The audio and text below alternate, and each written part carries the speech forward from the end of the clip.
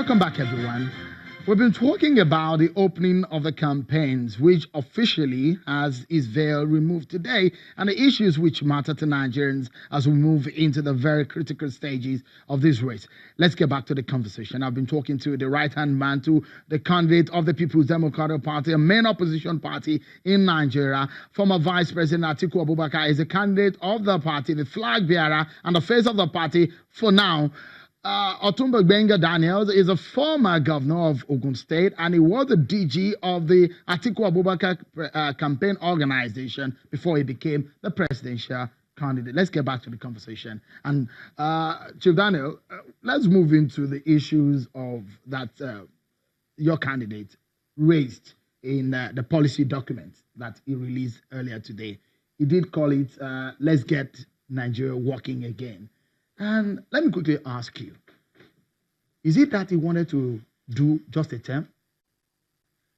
First thing first, let me say that the policy document is built for release not today, but on Monday. But I'm told that you have a snippet of it. Some snippets are out. I'm not able to confirm whether that is the authentic document, but to the best of my knowledge, it's going to be released. But having said that, the theme of our campaign had always been, let's get Nigeria working again. Okay, but before we go there, just a moment. The question is, did Atiku Abubakar say he's just going to run a one-term? The last time I was in your program, you asked me the same question. And I told you very clearly that it is for him to answer that question. I read it somewhere. I didn't ask him. And if you want to provide clarification, I'm sure one of these days we'll have opportunity to bring him, and then you can ask him those direct questions. But the issue that I was trying to talk about is the concept of let's get Nigeria working again.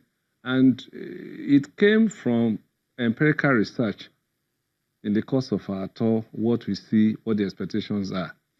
Nigeria is not working. In what sense? Let us be realistic about it.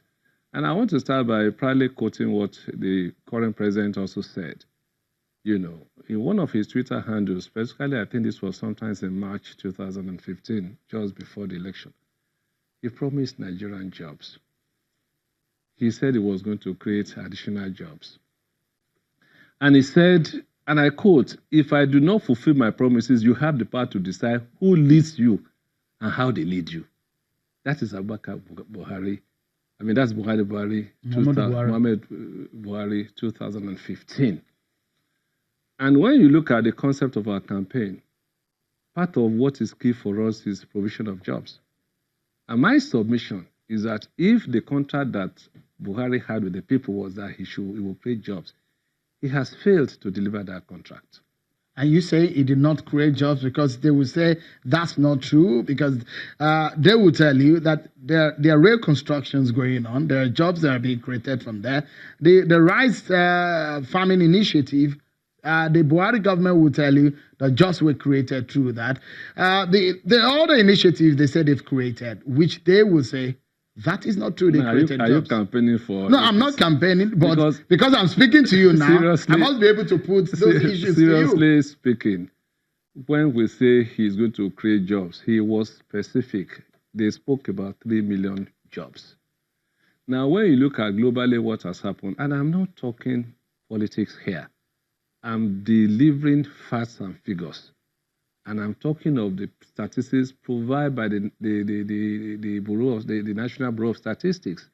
And they have said, deadline 2015, when he took office, the number of employed in Nigeria approximates 6 million.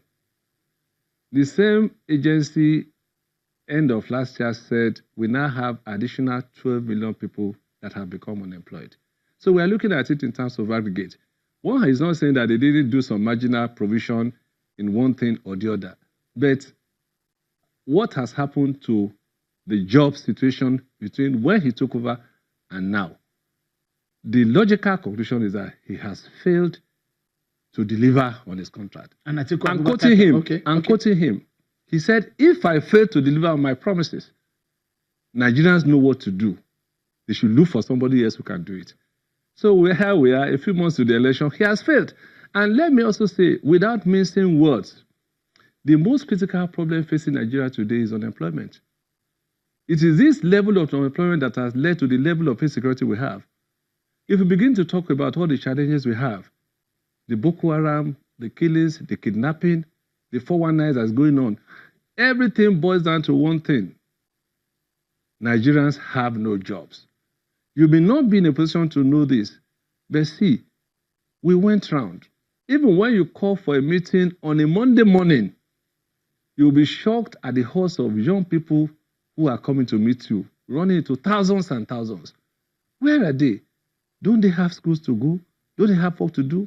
Fact of the case is that if you interview each and every one of them, the same problem is there.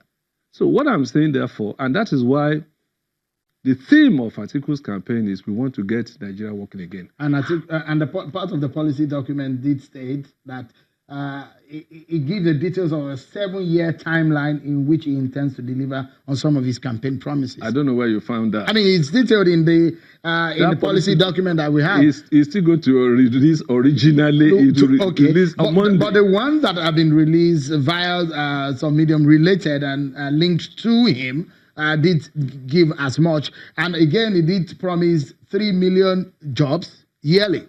No, I'm not aware of that one. What I do know, as a matter of fact, there were no mention of figures, and that's why I'm saying be careful with what you look at. Let the final thing come out. But I do know that there are quite a number of policy initiatives that we have discussed that can provide jobs. Part of which is freeing the country from unnecessary stranglehold in all ramifications. We have not been able to create, for instance, an enabling environment for investors to come in. All over the world, everybody agrees that the government per se are not in a position to create enough jobs for the teeming population of unemployed that are out there. I can give you a typical example. You'll be shocked. While I was in Ogun State, the public service population, totally, teaching service, civil service, local government service, there were less than 50,000 people working for Ogun State. I probably was one governor who employed the most. I liberalized unemployment. I gave all sorts of people jobs. And at the end of the day, probably we got close to about 100,000. But that is just the figure of people who come out of tertiary institutions in Ogun State every year. So cumulatively, look at what has happened. If 100,000 graduates come out of my own little Ogun State every year, that means in 10 years we have 1 billion people out there. And the government is not able to employ more than 10%. So what happened in little Ogun State to those 900,000 people? Government is not in the position to do it. And what you need to do is to liberalize the environment so that investors can come in, private sector people can come in. That has not happened. Is that and you think Atiku Abubakar has the nerve to do that? It's not about Atiku Abubakar now. It's about what is obvious.